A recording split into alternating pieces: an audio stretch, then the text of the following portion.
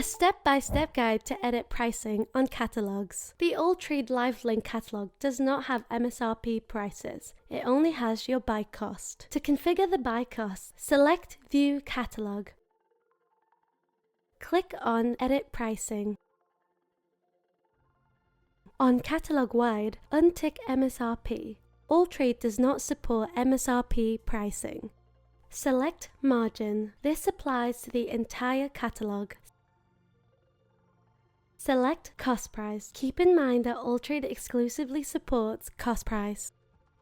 Add your increased percentage value. You can also set a custom margin for each brand. This becomes the primary margin, whilst the Catalogue Wide becomes secondary margin. Click Save.